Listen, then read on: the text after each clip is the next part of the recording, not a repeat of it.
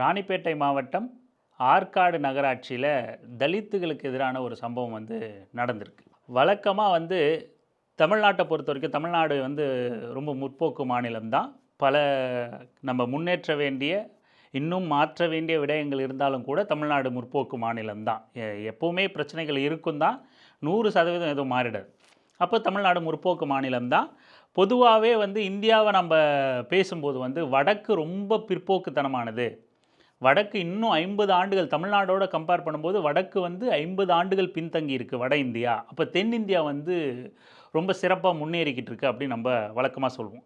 அதே போல் தமிழ்நாட்டுக்குள்ளே நீங்கள் எடுத்துக்கிட்டிங்கன்னா வழக்கமாக வடக்குனாலே ஆபத்து, வடக்குனாலே முன்னேற்றம் கிடையாது, பிற்போக்குத்தனம். ஆனால் தமிழ்நாட்டை பொறுத்தவரையே எடுத்துக்கிட்டிங்கன்னா வட தமிழ்நாடு கொஞ்சம் பொருளாதார ரீதியில் முன்னேறி இருக்கோ இல்லையோ, ஆனால் சிந்தனைகள் ரீதியாக அல்லது தீண்டாமை விடயங்களில் கொஞ்சம் தென் தமிழ்நாட்டை விட கொஞ்சம் முன்னவே இருக்கும். நான் கூட வழக்கமாக சொல்கிறது உண்டு, தென் தமிழ்நாடை விட வட தமிழ்நாடு இந்த தீண்டாமை விஷயத்தில் 50 வருடம் முன்னோக்கி இருக்குது, தென் தமிழ்நாடு பின்னோக்கி இருக்குது அப்படின்னு சொல்லுவேன். ஏன்னா வெளிப்படையான சாதி இல்லவே இல்லைன்னுலாம் நம்ம சொல்லிட முடியாது. வெளிப்படையான தீண்டாமைகள், இரட்டை குவளை முறை, தண்ணியை கொடுக்காத, வீடுக்குள்ளே இருக்குது இன்னமும் தீண்டாமை. ஆனால் பொதுவெளிகள்லையும் இன்னமும் பகிரங்கமாக தீண்டாமை இருக்கிறது, கோயிலுக்குள்ளே அலோவ் பண்ணாமல் இருக்கிறது, 1-2 பிரச்சனைகள் அங்கங்கே இருந்தாலும் கூட பெரும்பான்மையாக பார்க்கும்போது வட தமிழ்நாடு கொஞ்சம் இந்த தீண்டாமை விஷயத்தில் முற்போக்காகவே இருக்குதுன்னு சொல்லலாம், தென் தமிழ்நாடோட கம்பேர் பண்ணும்போது. ஆனால் இப்போ எப்படி ஜல்லிக்கட்டு விவகாரத்தில் நம்ம ஜல்லிக்கட்டை தடை பண்ணக்கூடாது அப்படின்னு என்னடா சம்மந்தம்லாம் போகிறோன்னு நினைக்காதீங்க. ஜல்லிக்கட்டை தடை பண்ணக்கூடாது அப்படின்னு நாம் ஒரு போராட்டத்தை முன்னெடுக்கும் போது வெறுமனே அது அந்த போராட்டத்தோட தீவிரத்தன்மை அடையும் போது வெறும் ஜல்லிக்கட்டு தடை மட்டும் இல்லாமல் ஒட்டுமொத்தமாக பல ஆண்டுகளாக தமிழர்களுக்கு இருந்த அத்தனை கோபமும் வெளிப்பட்டுச்சு. அந்நிய முதலீடுகளுக்கு எதிரான கோபம் வெளிப்பட்டுச்சு, கொக்கோ கோலாவுக்கு எதிரான கோபம் வெளிப்பட்டுச்சு, ஆதிக்கத்துக்கு எதிரான ஒட்டுமொத்த ஆதிக்கத்துக்கு எதிரான பல கோரிக்கைகள் அந்த ஜல்லிக்கட்டு போராட்டங்களில் வெளிவந்துச்சு. அதுபோல் ஒரு சில பிரச்சனைகள் வெளியே வரும்போது தான் அங்கே இருக்கிற மற்ற பிரச்சனைகள்லாம் வெளியே வரும். அதே போல் தான் ஆற்காடில் இந்த தலித்துகளுக்கு எதிரான அந்த ஆற்காடு நகராட்சியில் நடைபெற்ற சம்பவம் பல விஷயங்கள் அவங்களுக்கு எதிராக நடந்துக்கிட்டு இருக்கிறத வெளிப்படுத்தி காட்டியிருக்கு.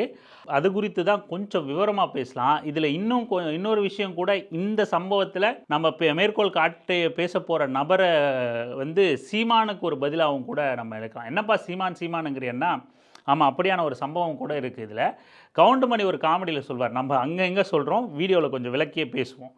கவுண்டமணி ஒரு காமெடியில் சொல்வார், இந்த சின்ன பையன் மூத்திரத்தை வாங்கி நீ குடி, அப்போயாவது உனக்கு அறிவு வரட்டும் அப்படின்னு சொல்லிட்டு. அதே வசனத்தை நம்ம சீமானுக்கும் இதில் சொல்ல போகிறோம். விவரமாக பேசலாம் வாங்க. அனைவருக்கும் அரசியல் வெங்காயத்தின் அன்பு வணக்கம்.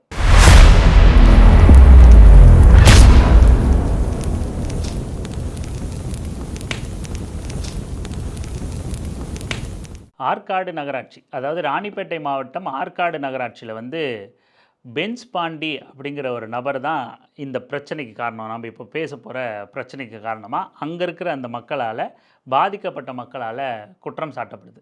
பென்ஸ் பாண்டி யார் அப்படின்னா ஆற்காடு நகராட்சியோட சேர்மேன் யாருன்னா பென்ஸ் பாண்டியோட மனைவி தான். எல்லா இடத்துலையுமே டிஃபால்ட்டாக மனைவிகள் பதவியில் இருக்காங்க, அது பெண்களுக்கான தொகுதி, அந்த மாதிரி ஏதாவது ரிசர்வ்டு தொகுதி அப்படின்னா தலித்துகளுக்கான ரிசர்வ்டு தொகுதியாக இருக்கும். மனைவி தலித்தாக இருப்பாங்க, அவங்கள நிற்க வச்சுட்டு இவரே தான் பவரில் இருப்பார். அந்த மாதிரி தமிழ்நாடு முழுக்க நடக்குது, எல்லா இடத்துலையும் நடக்குது. அதுபோல தான் தன் மனைவியை சேர்மேனாக மாற்றிட்டு பென்ஸ் பாண்டி ஒரு சேர்மேனாக அங்கே வலம் வந்துக்கிட்டு இருக்காரு. அங்கே இந்த அராஜகங்கள் எல்லாம், தலித் மக்களுக்கு எதிரான ஒடுக்குமுறையெல்லாம் செய்கிறதா அந்த மக்கள் குற்றம் சாட்டுறாங்க. அங்கே சந்தை இருக்குது, அந்த சந்தையில் கடை போடுறதுக்கு தலித் மக்களுக்கு வாய்ப்பு மறுக்கப்படுது. அவங்க அங்கே அடக்குமுறையும் ஒடுக்குமுறையும் சந்திக்கிறாங்க. அதே போல் பேருந்து நிலையம் கட்டப்படுது, அங்கே கடை கட்டப்படுது. அந்த கடையிலையும் தலித் மக்களுக்கான பிரதிநிதித்துவம், அவங்களுக்கான கடை ஒதுக்கீடு செய்கிறதுல அவர் மிகப்பெரிய முட்டுக்கட்டையாக இருக்கார். அவரை அட்ஜஸ்ட் பண்ணாதான் அவர் யாரை அலோவ் பண்ணுறாரோ அவருக்கு பிடிச்சவங்களா அல்லது அவர் சாதிக்காரங்களா அந்த மாதிரி இருக்கிறவங்கள மட்டும்தான் அவர் அலோவ் பண்ணுறாரு. நகராட்சியில் இது மாதிரி பீஃப் கடை போடக்கூடாது, ஆற்காடு நகராட்சி உட்பட்டு எங்கேயுமே பீஃப் கடையே கிடையாது. அது நாங்கள் கடை வைக்கிறதுக்கு கேட்டால் கூட நகராட்சியில் கடை இல்லைன்றாங்க. சாதிய ரீதியாக அடக்குமுறை இருக்கிறதுனால அது மறைமுகமாக நம்மளை வெளிப்படுத்துகிறாங்க அவங்க. அப்போ மொத்தமாகவே பொருளாதார ரீதியில் தலித் மக்கள் அங்கே ஒடுக்கப்படுறாங்க, பட்டியல் பிரிவு மக்கள் இது நம்ம முதல்ல சொன்னோம் இல்லையா, தென் மாவட்டத்தை விட வட மாவட்டம் வந்து கொஞ்சம் தீண்டாமையில் வந்து பரவாயில்ல அப்படிங்கிற மாதிரி இருக்குன்னு சொல்லி சொன்னோம் இல்லையா? ஆனால் ஒட்டுமொத்தமாகவே நீங்கள் பார்த்தீங்கன்னா தமிழ்நாடு சரி, தமிழ்நாடு தாண்டியும் சரி வந்து தலித் மக்களை பொருளாதார ரீதியிலான முடக்கம் வந்து எல்லா இடத்துலையும் மிக தீவிரமாக நடக்கும். இந்த சாதி இவ்வளவு இறுக்கமாக இறுகி போய் இருக்கிறதுக்கு காரணமே பொருளாதார ரீதியில், கல்வி ரீதியிலையும் பொருளாதார ரீதியிலையும் அவங்கள மேலெழும்ப விடாமல் தொடர்ந்து அடக்கியே வச்சிட்டு இருக்கிறது தான் மிக முக்கிய காரணம். இந்த காலத்தில் போய் எங்கப்பா அங்கே நடக்குது, இப்படியெல்லாம் நடக்குமா அப்படின்னா தொடர்ந்து நம்ம சுற்றி அப்படி நடந்துக்கிட்டே தான் இருக்குது. நாம் தான் கண்டும் காணாமல் போய்கிட்டே இருக்கோம். வட இந்தியா தான் அந்த மாதிரின்னு சொன்னோம் இல்லையா? என்னதான் வட தமிழ்நாடு பரவாயில்ல அப்படின்னாலும் அந்த வட அப்படிங்கிற அந்த வார்த்தையோட பாதிப்பு வந்து மிக அதிக அளவில் இருக்குதான் போல்.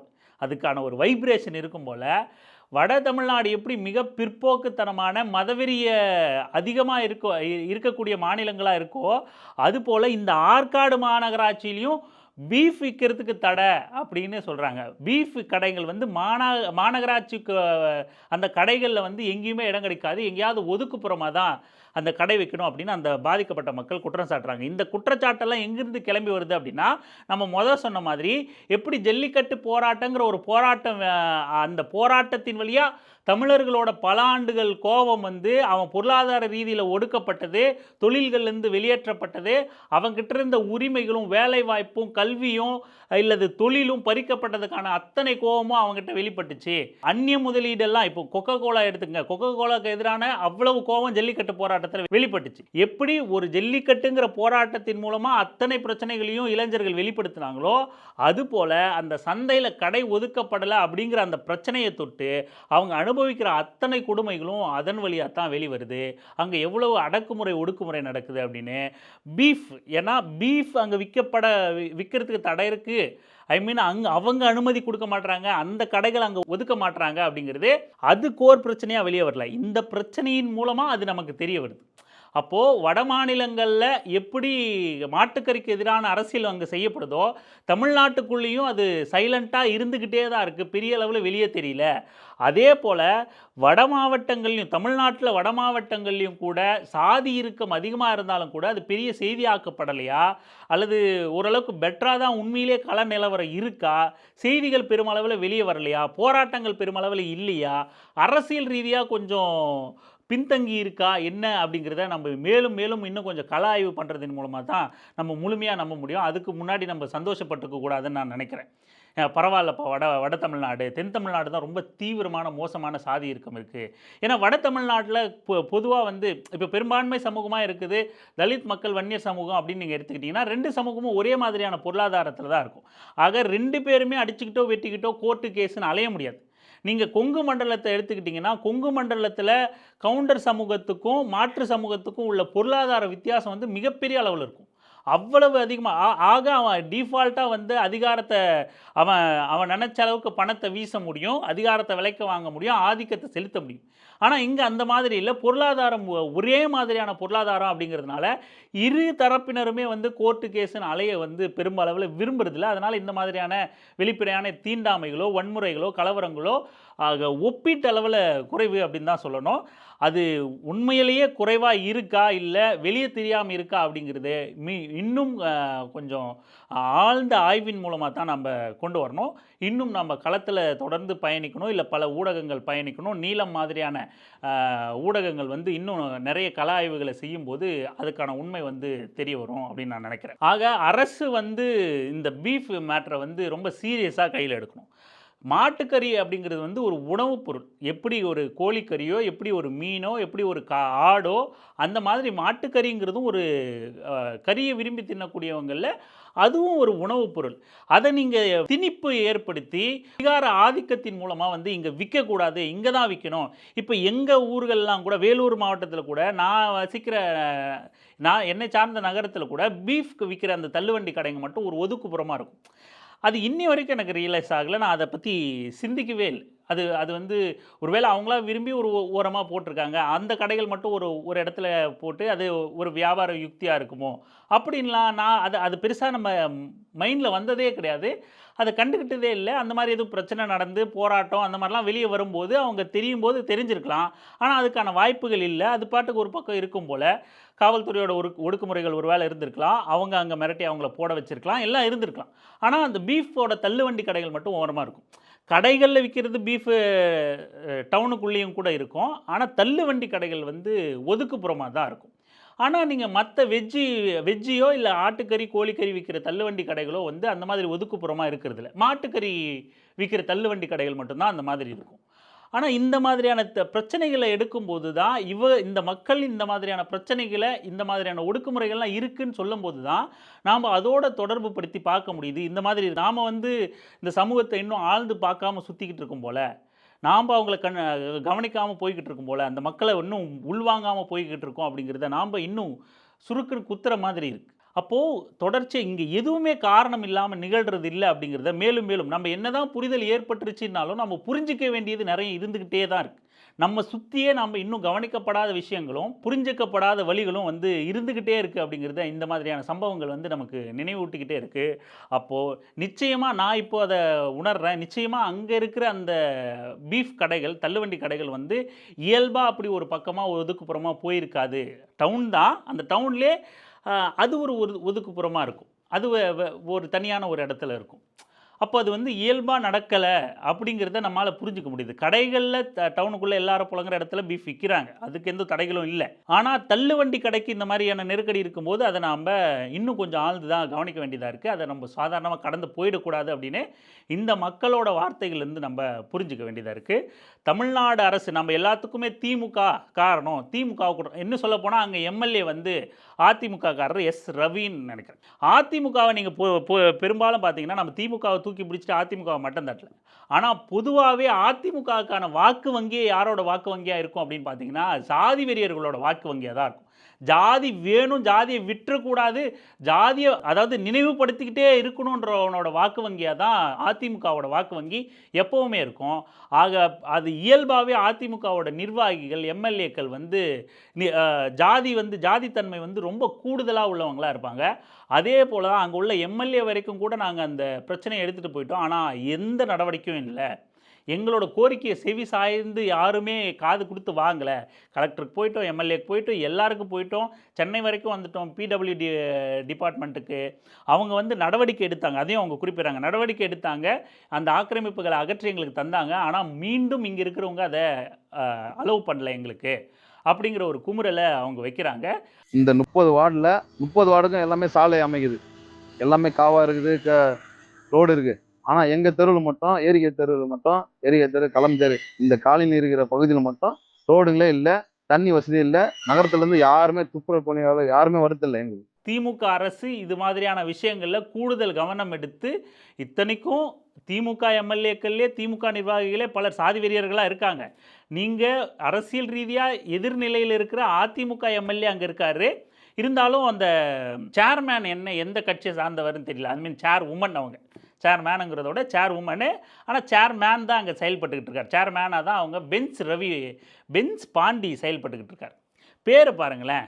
அதாவது சேரிகளில் இருக்கிறவங்க, குப்பத்தில் இருக்கிறவங்க, இந்த மாதிரியான இடங்களில் வசிக்கிறவங்களுக்கு அடைமொழி கூட வந்து அருவா, பிளேடு, இந்த ரவி அந்த ரவி, மட்டை, அருவா, கத்தி, பிளேடு இப்படின்லாம் அடைமொழி இருக்கும்.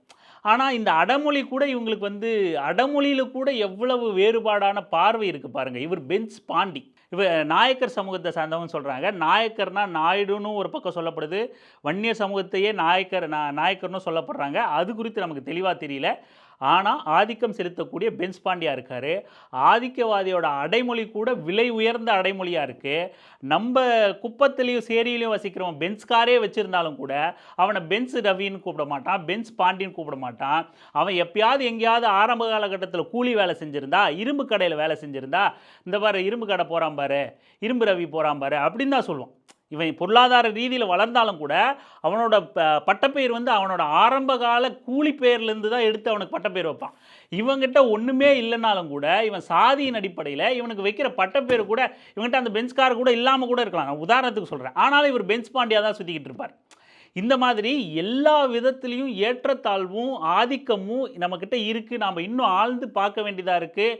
நான் உங்களோட சேர்ந்து தான் இது பகுத்தறிவில் பயணிக்கணும்னு நினைக்கிறேன். நம்மளோட பார்வையிலையும் இல்லை நம்மளும் கவனிக்காமல் இருக்கோம், ஆனால் திருத்திக்க தயாராக இருக்கும் அப்படிங்கிறத தான் நம்ம சொல்ல வரோம். வழிகளை உணர, அதிலிருந்து சேர்ந்து அந்த மக்களை வெளியே கொண்டு வர, அவங்களோட சகோதரர்களாக பழக, உறவினராக பழக நாம் தயாராக இருக்கோம். நம்ம தவறுகளை மாற்றிக்க தயாராக இருக்கோம். தவறுகளை மாற்றிக்கொள்ள தயாராக இருப்பது தான் நாம் இந்த சாதிய சிந்தனையிலிருந்து வெளியே வர்றதுக்கான முதல் படி. இப்போ அந்த பென்ஸ் பாண்டியிலேருந்து நம்ம பேர்லேருந்து அடுத்து வருவோமே, அங்கே என்ன பிரச்சனை சொல்கிறாங்க, இந்த மாதிரி கடை தரமாட்டுறாங்க, எல்லாரையும் பார்த்துட்டு இருந்தாலும் ஒடுக்குமுறை இருக்குது. இங்கே இருக்கிறது பட்டியல் பிரிவு மக்கள் தான் பெரும்பான்மையாக இருக்கும். நாங்கள் அரக்கோணத்துக்கு பிறகு இங்கே தான் நாங்கள் 13 காலனி இருக்குது. மற்ற பேர்லாம் வன்னியராக இருக்கட்டும், நாயக்கராக இருக்கட்டும், முதலியாராக இருக்கட்டும், இந்த மாதிரியெல்லாம் மக்கள் தொகை அடிப்படையில் அவங்க குறைவாக தான் இருக்காங்க. நாங்கள் தான் பெரும்பான்மையாக இருக்கோம், ஆனால் எங்களுக்கு தான் எதுவுமே கிடைக்கிறதில்ல அப்படிங்கிற குமுறலை வைக்கிறாங்க. அதாவது மற்ற சமுதாயத்தோட எல்லாருமே இப்போ வன்னியர் சமுதாயம் ஒரு 3 தெரு தான் இருக்கும். செட்டியார் தெரு ஒரு 4 தெரு இருக்கும். யாதவர்ஸும் ஒரு 5 தெரு இருக்கும்.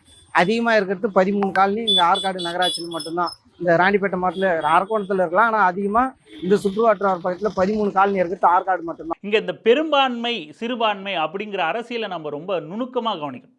அது ரொம்ப ஈஸியாக, இல்லைன்னா சீமான் மாதிரியான பொம்பளை பொறுக்கிகள், இன துரோகிகள் நம்மளை குழப்பிட்டு போயிடுவாங்க.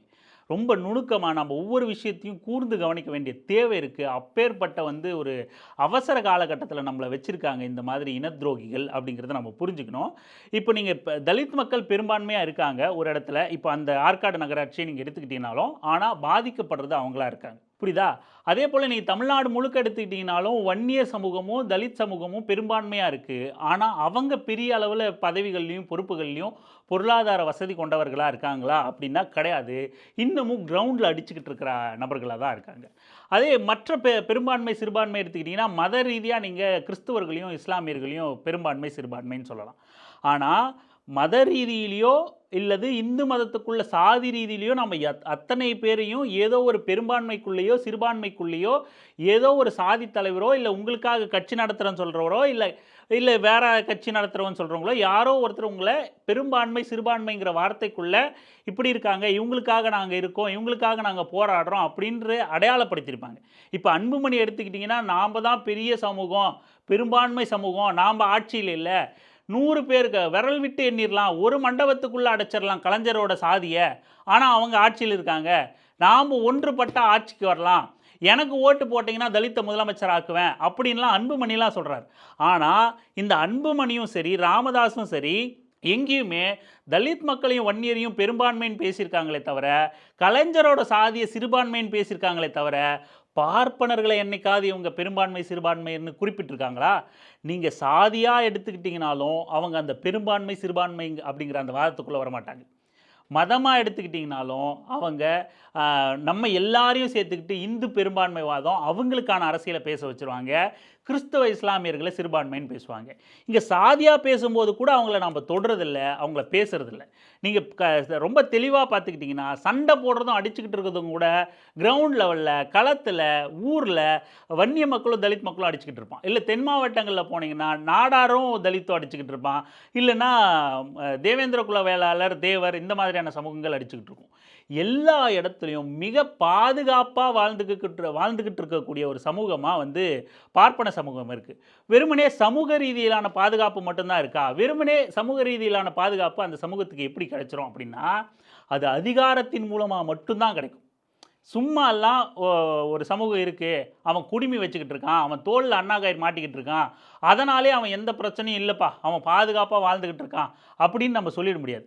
ஒரு சமூகம் எந்தவித தொழில்நுட்பத்திலையும் தன்னோட திறமை இல்லாமல் இருக்குது, எந்தவித வேலையும் கிடையாது, எந்த தொழிலும் செய்கிறது கிடையாது, மணி ஆற்ற சமூகமாக இருக்குது, அல்லது அதிகாரத்தில் இருக்கும் சமூகமாக எப்படி மாறிச்சது, எப்படி பாதுகாப்பாக அது இருக்குது, எங்கேயுமே கேள்வி எழுப்பப்படாத, எந்த அரசியல்வாதிகளாலுமே கேள்வி எழுப்பப்படாத சமூகமாக அது எப்படி உட்கார்ந்துக்கிட்டு இருக்கு? இன்னமும் இப்போ பெரியாருக்கு எதிராக பேசுகிற எவனாச்சும் அந்த சமூகத்தை கேள்வி எழுப்புறானா? இப்போ அன்புமணி ராமதாஸ் அந்த சமூகத்தை கேள்வி எழுப்பியிருக்காரா? அவர் பெரும்பான்மைவாதம் பேசக்கூடியவர் தான்.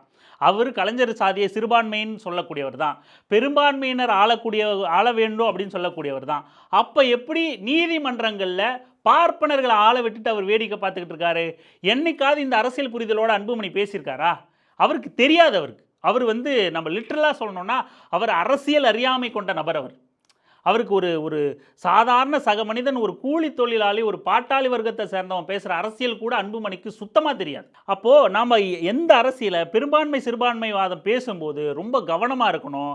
இங்கே தமிழ்னு பேசுவான், ஏன் சாதி போட்டுக்க கூடாதுன்னு பேசுவான், தெலுங்கர்களை எதிரின்னு பேசுவான். அவனும் கூட என்றைக்குமே பார்ப்பனர்களை தமிழர்னு சேர்த்து அவங்கள உள்ளே கொண்டு வந்துடுவான். நீங்கள் நல்லா பாருங்கள், மதம்னாலும் பார்ப்பனர்களுக்காக நம்மளை வேலை செய்ய வைக்க நாமெல்லாம் இந்துக்கள்னு பெரும்பான்மைவாதத்துக்குள்ளே அவனை கொண்டு வந்துடுவான். சாதின்னு பேசினாலும் அவனை பெரும்பான்மை சிறுபான்மைன்னு எந்த கேட்டகரிகளுக்குள்ளுமே அடையாளப்படுத்தாமல் அவன் ரொம்ப பாதுகாப்பாக இருப்பான். தமிழ்னு பேசினாலுமே பாப்பாலாம் தமிழன் தான் அப்படின்னு சீமான் மாதிரியான பொம்பளை பொறுக்கியை இனத்துரோகியை விட்டு பேச வச்சு அவனும் தமிழன் தான் அப்படின்னு அந்த பெரும்பான்மைவாதத்துக்குள்ளே பேசிடுவான். அப்போ இங்கே திராவிடம் தான் ஆதிக்க சக்தியான பார்ப்பனியத்தை வந்து எதிரில் நிப்பாட்டுது. நம்ம இங்கே பேசுகிறதுக்கும் இதுக்கும் வந்து நம்ம மாறி போகிறோம்னு நினைக்காதீங்க. எல்லாத்துக்குமே அடிப்படை காரணம் பார்ப்பனியமாக தான் இருக்குது. அதை நம்ம விளங்கிக்காமல், இல்லைன்னா திடீர்னு ஒருத்தன் வருவான், ஒருத்தன் வந்து பெரும்பான்மையாக நாம் இருக்கும், ஓட்டு போட்டிங்கன்னா நாம் முதலமைச்சர் ஆயிடலாம் அப்படிம்பா. இன்னொருத்த வந்து பாப்பானும் தமிழன் தான்ட்டு போயிடுவான், தமிழர்கள்லாம் நாம் ஒன்று சேரலாம், அந்த தமிழர்களில் பார்ப்பானும் இருக்கான்ட்டு போயிடுவான். கடைசி வரைக்கும் நம்மளை எவன் ஆதிக்கம் செலுத்துகிறானோ, எவன் நம்மளை அடிமையாக்கி வச்சுருக்கானோ, எவன் நம்மளை சாதியாக உடச்சி வச்சுருக்கானோ, எவன் இந்த இழிவுக்கெல்லாம் காரணமோ அவனை ஒருபோதும் சீண்டாத மாதிரியான பார்வைகளில் இவங்கெல்லாம் வச்சுட்டே இருப்பாங்க. யார் இதை காயின் பண்ணி எதிர்த்து ஒரு கருத்தியலை உருவாக்கியிருக்காங்களோ அவங்கள வில்லனாக்க முயற்சி பண்ணிக்கிட்டே இருப்பாங்க. நாம் தெளிவாக இருக்கணும். இந்த பெரும்பான்மைவாதம் சிறுபான்மைவாதத்தில் ரொம்ப ரொம்ப ரொம்ப ரொம்ப சீரிய பார்வையோடு நம்ம அணுக வேண்டியதாக இருக்குது. இல்லைன்னா நம்ம ஈஸியாக நம்மளோட எதிரிகளோட வலையில் விழுந்துரும். அப்படி இப்போ நம்ம விஷயத்துக்கு வருவோம். இப்படி பெரும்பான்மையாக இருக்கிற ஒரு சமூகமான தலித் மக்கள் அங்கே வசிக்கும் போதும் கூட அந்த மக்களுக்கான உரிமைகள் மறுக்கப்படுது. ஒடுக்கப்படுற சமூகமாக அந்த மக்கள் தான் இருக்கான். புரியுதுங்களா? அவங்களுக்கு சாலை வசதி இல்லைங்கிறாங்க, அவங்களுக்கு முறையான ட்ரைனேஜ் சிஸ்டம் இல்லைங்கிறாங்க, எந்த விதத்துலையும் பொருளாதார ரீதியில் ஒடுக்கப்படுறாங்கிறாங்க. அவங்க ஒரு கட்சியில் இருந்தாலே இந்த நீங்கள் வந்து உங்களுக்கு எந்த வேலை வாய்ப்பும் தரமாட்டோம் அப்படிங்கிறாங்க. எல்லா விதத்துலையும் ஒடுக்கப்படுறான் ஒரு ஒரு ஒரு மனிதன் அப்படின்னா, நம்மளோட சக மனிதனாக வாழ்ந்துக்கிட்டு இருக்கான் அப்படின்னா என்ன விஷயத்தில் அவன் ஒடுக்கப்படுறான்? எப்படி ஒடுக்கப்படுறான்? எண்ணிக்கையில் பெருசாக இருந்தும் ஏன் அவன் ஒடுக்கப்படுறான்? சாதிங்கிறது எப்படி வேலை செய்து பாருங்கள். நம்ம எப்பவுமே நமக்கு மேலே நம்மளை ஆள்றவனை, நம்மளை ஆதிக்கம் செலுத்துறவனை திரும்பி பார்க்காம வந்துட்டுருக்கோம். நமக்கு நம்ம நடக்கிற சாலையும் நம்ம வீடுகிட்ட வர கால்வாயும் வந்து நமக்கு ஓரளவுக்கான வசதியை கொடுத்துருக்குன்னா அதை கூட அவனுக்கு தராமல் வச்சுருக்கு. அதனால் நம்ம அதை பார்த்து அவனுக்கு இல்லை நம்ம பெருமைப்பட்டிருக்கோம். நமக்கு அதை தானே சொல்லித்தரான். அங்கே பாரு, நீ செருப்பு போட்டிருக்கனா செருப்பே இல்லாமல் ஒருத்தர் நடக்கிறான் பார், அதை பார்த்து நீ திருப்தி அடைஞ்சிக்க. நீ காரில் போகிறன்னா ஒருத்தர் காரே இல்லாமல் போகிறான் பார். நம்மளை வந்து நமக்கு மேலே இருக்கிறவனை சிந்திக்க விடாமல் கதைகள் மூலமாக இந்த மாதிரியான மோட்டிவேட் பண்ணுறேன் அப்படிங்கிற அந்த சிந்தனைகள் மூலமாக நம்மளை மறுபடியும் இந்த சாதி சிஸ்டத்துக்குள்ளேயே சுத்த விட்டுக்கிட்டு இருக்கான். நம்மளை எல்லாரும் சின்ன சின்ன கதைகளும் சாதியை காப்பாற்றவே உருவாக்கப்பட்டுக்கிட்டு இருக்கு. நாம் திரும்பி நம்ம மேலே உட்காந்துக்கிட்டு இருக்கணும் பார்க்கவே விட மாட்டேறான் எவனும். நமக்கு கீழே இருக்கிறவனே பாரு, அவனை விட நீ பெட்டராக இருக்க. அதனால தான் போயஸ் கார்டனுக்கும் நாம் பயன்படுத்துகிற, நாம் வாடகைக்கு இருக்கிற, நாம் குடியிருக்கிற சாதாரண சென்னை வீதிகளுக்கும் அவ்வளோ பெரிய வித்தியாசம் இருக்குது. நாம் இருக்கிற வீதிகளுக்கும் சேரிகளுக்கும் குப்பத்துக்கும் அவ்வளோ பெரிய வித்தியாசம் இருக்குது. புரியுதுங்களா? அப்போது நாமளே இங்கே நமக்கு மேலே இருக்கிறவனால சேரியாகவும் குப்பமாகவும் தான் பார்க்கப்படுறோம் அப்படிங்கிற அந்த சிந்தனை வரும்போது மட்டும்தான் நாம் இன்னொருத்தனுக்கு கிடைக்காத உரிமைக்காக கூட போய் துணைக்கு நிற்போம். அம்பேத்கர் அவங்களுக்கானவர் மட்டும்தான் அம்பேத்கர் அப்படின்னு ஒதுக்கி விட மாட்டோம். அங்கே சொல்கிறார் அந்த நபர், அந்த தோழர் சொல்கிறாரு, நாங்கள் வந்து மயான கொள்ளை திருவிழா நடத்திக்கிட்டு இருக்கோம், கிட்டத்தட்ட 60-70 ஆண்டுகளாக மயான கொள்ளை திருவிழா நடத்திக்கிட்டு இருக்கோம். ஆனால் எங்களுக்கு அவ்வளவு நெருக்கடி இருக்கும், எங்களுக்கு எந்த வசதியும் வேறு இந்த நிர்வாகம் வந்து செஞ்சு தராது. ஒரு ஆம்புலன்ஸ் வராது, ஒரு தீயணைப்பு இயந்திரம் வராது, ஒரு கரண்ட்டு கட் பண்ணி தரமாட்டாங்க, இல்லைனா அந்த சாலைகளை கிளியர் பண்ணி தரமாட்டாங்க, எதுவும் பண்ண மாட்டாங்க. ஆனால் 3 வருஷமாக தான் ஒரு பெருமாள் கோயில் திருவிழா நடக்குது. அவங்களுக்கு அவ்வளவு பாதுகாப்பு இருக்கும், ஆம்புலன்ஸ் வரும், தீயணைப்புத்துறை வரும், சாலையை கிளியர் பண்ணி தருவாங்க, கரண்ட்டு கட் பண்ணிவிடுவாங்க. நெடுஞ்சாலையில் வைக்கப்பட்டிருக்கிற போர்டு முதல் கொண்டு 40 அடிக்கு தேர் இருக்குன்னு அதை கழட்டி அவங்களுக்கு சாலையே ஃப்ரீ பண்ணி கொடுப்பாங்க. ஆனால் நாங்கள் ஒரு கொடி நட்டால் கூட பூட்ஸ் காலோட டைம் ஆயிடுச்சு, 6 மணிக்கு மேலே அங்கே இருக்கக்கூடாதுன்னு பூட்ஸ் காலோட போலீஸ் வந்து அந்த கொடியை பிடிங்கிட்டு போவான். நீங்கள் புரிஞ்சுங்க. கடவுள் கடவுளால் மதிக்கப்படுறது கிடையாது. கடவுள் தன்மையால் மதிக்கப்படுறது கிடையாது. கடவுளை எந்த சாதிக்காரங்க கையில் வச்சிருக்காங்கிறத பொறுத்து தான் கடவுளுக்கே இங்கே மரியாதை. அதனால தான் பெரியார் சொன்னார், சாதியை காப்பாற்ற மதம் குறுக்கணிக்குதுன்னா கொய்யால மதத்தையே தூக்கி போட்டு மிதிப்பேன்னாரு. இங்கே கடவுளுக்கே மரியாதை சாதியின் அடிப்படையில் தான். ஒரு கடவுளை ஒரு சமூகம் கும்பிடுது அப்படின்னா அந்த அந்த அந்த அதிகார வர்க்கம் கூட அந்த கடவுளை மதிக்க மாட்டான். போலீஸ்காரன் கூட போய் பூட்ஸ் காலோட அங்கே வந்து நிற்பான். ஆனால் இங்கே பெருமாள் கோயிலே வேற சாதிக்காரன், இந்த சமூகத்தால் உயர்ந்த சாதிக்காரன் கருதப்படுறவன் பெருமாள் கோயிலை தூக்கிட்டு போகிறான்னா மொத்த சிஸ்டமும் அவனுக்கு கோஆப்ரேட் பண்ணி நிற்கும். அப்படியெல்லாம் ஷூ காலோட போய் போலீஸ் நின்ற முடியுமா அந்த இடத்துல? செருப்பு இல்லாமல் போனாலே தூரப்போ நாயை நிற்க வைக்கிற மாதிரி நிற்க வைப்பான். இந்த மக்களுக்கு அந்த வசதி உண்டா? எவ்வளவு கடவுளே இங்கே சாதியை விட மேலானவர் கிடையாது. சாதியை விடவும் பவர் கம்மியானவர் தான். அவர் கையிலேருந்து மேஜிக் பண்ணலாம், என்ன வேணால் பண்ணலாம். அவர் பறந்து போகலாம், பூமியை வாயில் வச்சுக்கிட்டு இருக்கலாம், என்ன வெங்காயம் வேணால் பண்ணலாம். ஆனால் கடவுளுக்கே மரியாதை சாதியை வச்சு தான். எந்த சாதிக்காரன் அந்த கடவுளை கும்பிட்றான்றதை பொறுத்து தான். இந்த சமூகத்தால் வர்ணாசிரமத்தால் கீழ் சாதியாக கருதப்படுற மக்கள் ஒரு சாமியை கும்பிட்டான் அப்படின்னா, ஒரு கடவுளை கருதுறான் அப்படின்னா, தன் கடவுளாக நம்புகிறான் அப்படின்னா, அந்த கடவுளுக்கு உயர் சாதிக்காரனாக கருதப்படுறவங்ககிட்ட எந்த மரியாதையும் கிடையாது. பெருமாள் கோயில் திருவிழாவுக்கு மட்டும் 3 வருஷமாக தான் நடக்குது. பெருமாள் கோயில் திருவிழாவுக்கு மட்டும் அது 40 அடி தேருக்கு ஏற்ற மாதிரி ரோடே மாற்றிடுது. லைட்டு கம்பெல்லாம் எடுத்துடுறாங்க, கம்பத்தை எடுத்துடுறாங்க, ஃபயர் இன்ஜின் வண்டி வருது, ஆம்புலன்ஸ் வருது, 500-1000 போலீஸ் போடுறாங்க, பாதுகாப்பு பண்ணி ஊரே ஆரவாரமாக கொண்டாடுறாங்க. ஆனால் மயனாக்குள்ள திருவிழாவுக்கு அந்த மாதிரியான ஒரு எதுவுமே பண்ணுறது கிடையாது. ஒரு ஆம்புலன்ஸ் வரதில்லை, ஒரு ஃபயர் இன்ஜின் வரதில்லை. இருக்கிற 20 அடிக்குள்ளவே இந்த போர்டு இருக்குது. இந்த ரோடு ஆற்காடு செஞ்சு ஆரணின்னு போகிற ஹைவே டிபார்ட்மெண்ட் போர்டு இருக்குது இல்லையா, அந்த போர்டு பெருமாள் கோயில் திருவிழாவுக்கு மொத்தமே எடுத்துருவாங்க. ரோடே காலியாக இருக்கும், அன்றைக்கி ஃபுல்லாக கரண்ட் இல்லாத பண்ணிவிடுவாங்க. நாங்கள் 10 அடி 15 அடிக்குள்ளே தான் செய்யணும். கொடி மரத்தை ஆற்றுல வந்து நட்டோம்னா 6 மணிக்குள்ளே நீ வெளியே வரணும்னு சொல்லி போலீஸே பூட்ஸ் கால் போட்டுன்னு வந்து கொடி கம்பத்தை புடுங்குது. இன்னி வரைக்கும் ஏன் திரும்ப கேட்டுக்கிட்டே இருக்காரு தொடர்ந்து, ஏன் முருகன் பெயர் பார்ப்பனர் சமூகத்தில் இல்லை அப்படின்னு கேட்குறாரு. தெரியுதா? எவனாவது முருகன்ற பேரை வச்சிருக்கானா இது வரைக்கும் பார்ப்பன சமூகத்தில்? கடவுளுக்கு அந்த நம்மளோட கடவுளையே அவன் தீட்டுங்கிறான், நம்ம கடவுளையே அவன் சூத்துறங்கிறான், நம்ம கடவுளையே கீழ்சாதிங்கிறான். சாதியை புரிஞ்சுக்கிட்டாதான் கடவுளுக்கே என்ன மரியாதைன்னு புரியும். கடவுளை நீங்கள் உற்று நோக்கினாலே போதும். நீங்கள் கடவுள் நம்பிக்கை கொண்டவராக இருந்து கடவுளை உற்று நோக்கினீங்கனாலே போதும், கடவுளுக்கு இந்த சமூகத்தில் என்ன மரியாதைன்னு புரிஞ்சு போயிடும். அப்போ நீங்கள் இந்த சாதியோட கொடூரத்தை புரிஞ்சுக்கலாம். அப்படி ஒரு பெரும்பான்மை சமூகமே இங்கே வந்து பெரும்பான்மையாக இருக்கிற சமூகத்துக்கே இங்கே எந்த வசதிகளும் கிடைக்கிறதில்ல. ஒரு போயஸ் கார்டனுக்கு அவ்வளோ வசதிகள் கிடைக்குது, ஒரு மயிலாப்பூருக்கு அவ்வளோ சாலை வசதிகள் இருக்குது, ட்ரைனேஜ் சிஸ்டம் இருக்குது, தண்ணி பிரச்சனை வர்றதில்ல, கரண்ட்டு கட் ஆகிறதில்ல. கட்டான கரண்ட்டு உடனடியாக அவங்க ஃபோன் பண்ணி கேட்குறதுக்குள்ளே திரும்ப வந்துடும். ஒரு மாம்பழத்தில் அந்த பிரச்சனை வர்றதில்ல. மாம்பழம், மயிலாப்பூர், அக்ரகாரம், போயஸ் கார்டனு, அதிகார வர்க்கமும் பணம் படைத்தவனும் உயர் சாதியின் கருதவனுக்கும் அந்த பிரச்சனை இல்லை. ஆனால் அங்கே எளிய மக்கள் சாதியின் பெயரால் அவனுக்கு ஒழுங்கான ஒரு சாலை வசதி இருக்கிறது இல்லை. அவனோட தொழில் பண்ண அவ்வளவு நெருக்கடி கொடுக்கறது, அவனுக்கு இயல்பாக வர தொழில் ஏதோ கறிக்கடை போட்டு பொழைச்சிக்கலாம்னா அதுக்கு அவ்வளவு நெருக்கடி கொடுக்கறது அப்படின்னு அனைத்து விதத்துலையும் ஒருத்தனை முடக்கி வச்சுட்டு, நீ கீழ் சாதி, நீ நாகரிகம் இல்லாதவன், நீ வந்து பொருளாதாரம் இல்லாதவன், அத்தனை விதத்துலையும் ஒடுக்கி வச்சா எப்படி அவன் மேல் எழுப்புவான்? இப்படி ஒவ்வொருத்தரையும் படிக்கட்டு மாதிரி தனித்தனியாக பிரித்து ஒவ்வொரு விதமான சலுகைகளை கொடுத்து, நீங்கள் ஒரு தூய்மை பணி எடுத்துங்க, பணக்கார தெரு அவ்வளவு நீட்டாக இருக்கும். அப்படியே சின்ன குப்பை கூலம் கூட இல்லாமல் மரத்தோட சருகு கூட இல்லாமல் பெருக்கி எடுத்துகிட்டு போவாங்க. அதுவே அந்த பணக்கார தெரு இல்லாத மற்ற இன்னும் கொஞ்சம் ஆர்டினரியான தினமும் வேலைக்கு போயிட்டு வந்து அந்த பொருளாதாரத்தில் இருக்கிற மிடில் கிளாஸ் வாழ்கிற மக்கள் எல்லா சாதியும் கலந்துருக்கலாம். அந்த மக்களோட வீதிகள் எப்படி இருக்குன்னு பாருங்கள். யார் வரி அதிகமாக கட்டுறா?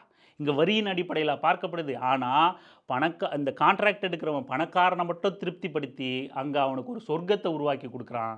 மற்றவனை எல்லாம் இன்னும் அடுக்கடுத்த நிலையில் இருக்கிறவனை உனக்கு இவ்வளோ இருந்தால் போதும், இவ்வளோ செஞ்சால் போதும் அப்படின்றான். அதுக்கு கீழே இருக்கிறவனை கண்டுக்கிறதே இல்லை. ஏன்னா அவனை மொத்தமாகவே நீ எல்லா இடத்துலையும் முடக்கி வச்சுருக்க.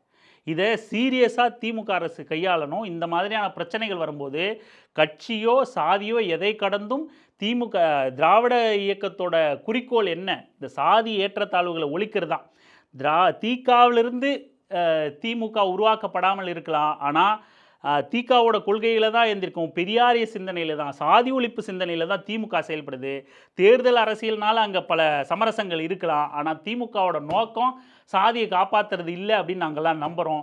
இந்த மாதிரியான விஷயங்களில் திமுக வந்து ரொம்ப தீவிரமாக கவனம் எடுத்து இந்த கோவில் விவகாரங்களையும் சரி, பட்டியல் பிரிவு மக்கள் தொழில் ரீதியாக பொருளாதார ரீதியாக முடக்கிற விஷயங்களும் சரி, நம்ம இன்னும் பேசினா நிறைய எடுத்து வச்சுருந்தோம். நிறைய உங்களோட பகிர்ந்துக்கணும்னு நினச்சோம். நேரம் போய்கிட்டே இருக்குது. ஒவ்வொருத்தையும் நம்ம பேசினா போய்கிட்டே இருக்குது. இந்த மாதிரியான ஒடுக்குமுறைகள் வந்து தொடர்ந்து நடந்துக்கிட்டே இருக்குது. கறி சாப்பிடக்கூடாதுங்கிறது, கறியை விற்கக்கூடாதுங்கிறது, தொழில் பண்ணக்கூடாதுங்கிறது, இந்த தெருவுக்கு வரக்கூடாது, இவங்களுக்கு இந்த ஒழுங்கான சாலை இல்லை, அவங்களுக்கு தேவையான ட்ரைனேஜ் சிஸ்டம் பண்ணி கொடுக்காமல் இருக்கிறது, அவங்க வாழ்வாதாரத்தை மொத்தமாக முடக்க போடுறது, சுடுகாட்டுக்கு பாதை இல்லாமல் இருக்கிறது.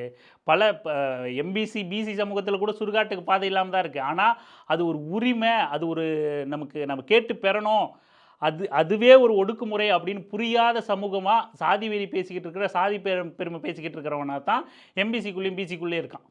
இந்த சமூகம் ஒடுக்குமுறையை உணர்ந்திருக்கிறதுனால தான் இதிலிருந்தெல்லாம் வெளியே வரணும், போராடி வெளியே வரணும் அப்படின்னு போராடுது. இப்படி இந்த மாதிரியான அடக்குமுறை ஒடுக்குமுறைகள் எல்லாம் வெளியே வரணும். அதுலேயும் குறிப்பாக நம்ம சீமானுக்கு பதில் சொல்லணும்னு சொன்னோம் இல்லையா, கவுண்டமணி காமெடியை கூட மேற்கோள் காட்டி அதில் அந்த தோழர் ஒருத்தர் சொல்கிறாரு, 20 லட்ச ரூபாய் எனக்கு பேரம் பேசினாங்க, இந்த பிரச்சனையை நீ கையில் எடுக்காத அப்படின்னு. ஒரு கடையும் எனக்கு தர்றதா சொன்னாங்க. ஆனால் அவரோட பதில் ரொம்ப ரொம்ப உணர்வுபூர்வங்கிறத விட விடுதலை வேட்கை கொண்டது. என்னை காட்டிலும் என் மக்களே உயர்ந்தவர்கள் அப்படின்னு, என் மக்களுக்காக நான் என்னோட தனிப்பட்ட வாழ்க்கையை தியாகம் செய்ய தயார் அப்படிங்கிற அந்த பதிலுங்கிறது வந்து ரொம்ப அற்புதமான பதில். எனக்கு என் காலங்காலமாக என் மக்கள் ஒடுக்கப்பட்டுக்கிட்டு இருக்காங்க, அதை காட்டிலும் இந்த 20 லட்ச ரூபாய் எனக்கு பெருசா. 20 லட்ச ரூபாய் எனக்கு பேரம் பேசினாங்க, இந்த மார்க்கெட்டில் வந்து நீ தலையிடக்கூடாது, இந்த எதுக்கு நீ பஸ் ஸ்டாண்டுக்கு தலையிடக்கூடாது, 20 லட்ச ரூபா தரேன், உனக்கு கடை வேணாம், ஒரு கடை தரேன்றாங்க. எனக்கு ஒரு கடை வேணாம், எனக்கு 20 லட்ச ரூபா பணம் வேணாம். எங்கள் சமூகம் வந்து காலங்காலமாக ஒடுக்கப்பட்ட சமூகம் ஒடுங்கே இருக்குது. உழைக்கும் மக்கள்கிட்ட எவ்வளவு சிந்தனை இருக்கு பாருங்க, தான் ஒடுக்கப்பட்டதை உணர்ந்தா அவங்ககிட்ட எவ்வளவு தியாக உள்ளம் இருக்கு பாருங்க. 20 லட்சங்கிறது இன்னைக்கு தேதிக்கு கூட சாதாரண பணம் கிடையாது. இன்னமும் அவங்க உழைக்கும், ரொம்ப உழைச்சி தினந்தோறும் உழைச்சாதான் கஞ்சி குடிக்க முடியும், வாழ முடியுங்கிற சூழலில் இருக்கிற ஒரு தோழர் வந்து 20 லட்சத்தையும் ஒரு கடையையும் வேணாம், என் மக்களுக்கு காலங்காலமாக தொடர்ற இழிவு நீங்கணும், அத்தனை பேருக்கும் உரிமை கிடைக்கணும், அதனால் எனக்கு அது வேண்டாம், இதுக்கும் சேர்த்து புகார் தரேன். 20 லட்சம் பேரம் பேசின இவங்க வேற ஒருத்தர்கிட்ட அந்த காசு கொடுத்து என் உயிருக்கு அச்சுறுத்தல் பண்ண மாட்டாங்களா? என்ன நிச்சயம் அதுக்கு? அதனால் இதுக்கு தீவிரமாக இதை கவனத்தில் எடுத்துட்டு நடவடிக்கை எடுக்கணும்னு சொன்னால் அதுக்கும் நடவடிக்கை இல்லை.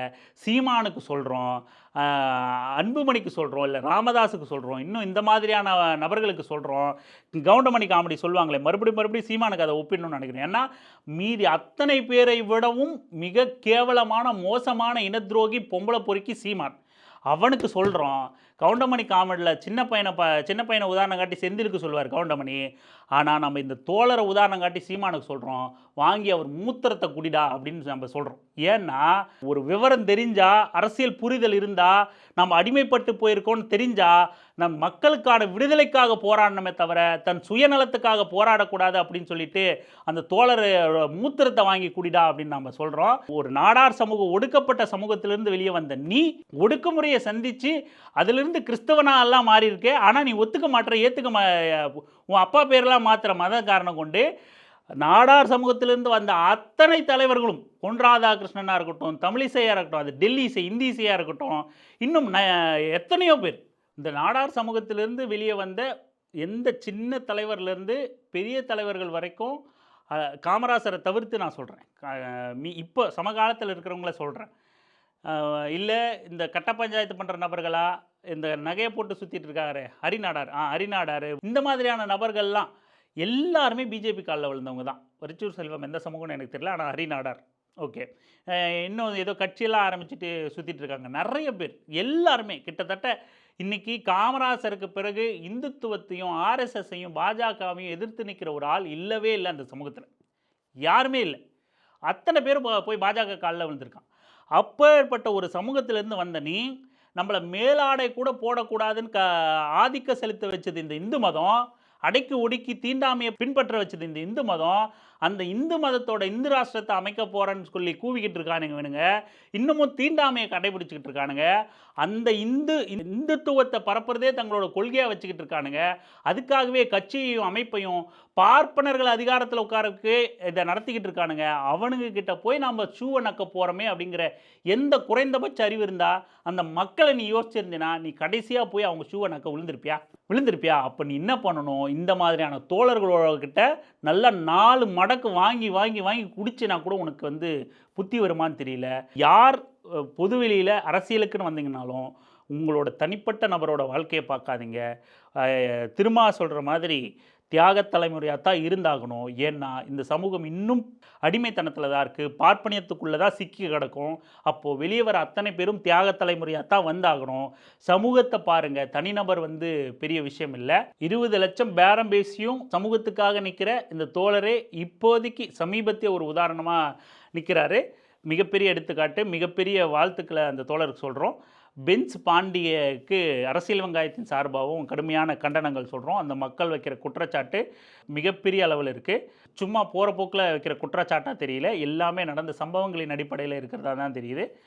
இந்த மாதிரியான சாதி வெறியர்களும் திருந்தி வரணும். நீங்களும் அடக்குமுறை, நீ ஒருத்த மேலே வந்துட்டா, நீ ஒருத்த பணம் சம்பாதிச்சிட்டா, நீ ஒருத்த அரசியலுக்கு வந்துட்டா, உன் சமூகம் எல்லாம் மேலே இருக்குன்னு அர்த்தம் கிடையாது.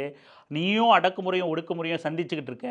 அக்ரகாரத்துக்கும் மயிலாப்பூருக்கும் மற்ற தெருக்களுக்கும் மற்ற சென்னை நகரத்துக்கும் உள்ள வித்தியாசம் இன்னமும் இருந்துக்கிட்டே தான் இருக்குது, ஒடுக்கப்பட்டுக்கிட்டே தான் இருக்கும். அதை முதல்ல புரிஞ்சு நடந்துக்கணும். ஒடுக்கிறவன் எவனமும் புரிஞ்சுக்கணும், இந்த மாதிரியான இனத்துரோகிகளும் புரிஞ்சுக்கணும். தோழர் சமரசம் இல்லாமல் 20 லட்ச ரூபாய்க்கும் கூட விலை போகாத மாதிரியான தோழர்கள் இன்னமும் எதிர்த்து போராட முன் வரணும். அப்போ தான் அந்த மக்களோட வழிகள் வந்து பதிவு செய்யப்படும். அதுக்கான அந்த பிரச்சனைகள் வந்து பொது பிரச்சனையாகவும் விவாதத்துக்கு உட்படுத்தப்படும். அப்போ தான் அந்த பிரச்சனைகள் வந்து தீர்வை நோக்கி நகரும் அப்படிங்கிறத சொல்லி பதிவை முடிச்சுக்கலாம். தொடர்ந்து பேசலாம், தொடர்ந்து இணைந்திருங்கள் அரசியல் வெங்காயம் சேனலுடன். நன்றி.